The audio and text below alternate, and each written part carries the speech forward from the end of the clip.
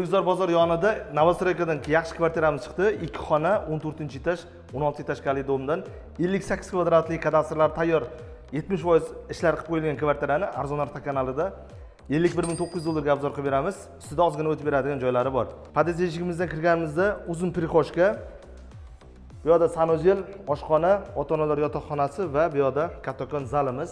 Zaldan boshlaydigan bo'lsak, oqsuvoq holatida qalin kabellardan tashlab ketilgan santexnika ishlari ham bo'lgan. Bu yoqda taxminan 1.20 ga 3 metrlik balkoni bor. Mana shaharning chiroyli manzarasi balkondan ko'rinib turadi. Ikkita mana masjid bor ekan, juda yaqin, azon ovozlari eshitilar ekan. Bu yoqda Toshkent City'da chiroyli manzaralar ko'rinadi. 2 xona mana razdelli, xonalar kirib chiqishi alohida. Bu yoqda mana ota-onalar yotoqxonasi. Xona kattagina. Bu yoqda mana sanuzel uchun joylari bor. Mana santexnika ishlari bo'lgan mana. Bu yoqda oshxona ham mana kattagina. Bemalol bu yoqqa stol qo'yib choy ichib o'tirasizlar. Bu yoq tarafga uzunasiga kuxonniy mebeli tashlanadi.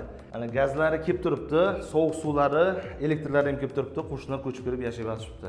Lokatsiyasi O'rikzor bozorida shunday yonida 16 etajkali domlarda, maktab, bog'cha shunday yonida, yo'l tarafida mana ikkita kattakon jome masjidi bor. Chilonzor metroga borish mana Uchtepa hokimiyati sal yurilsa Uchtepa hokimiyati, undan pastga tushganimizda Farhod bozori va Chilonzor metro. Lokatsiyasi umuman yaxshi holatda, Toshkent shahri Uchtepa tumaniga kiradi. Pod'ezdda mana ikkita lifti bor.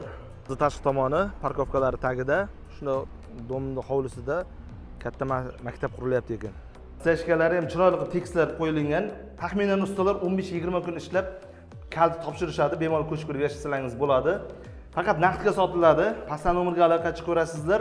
Ustida ozgina o'tib beradigan joylari bor. Arzon variantlarni o'tkazib bermas uchun kanalimizga obuna bo'lib qo'ying.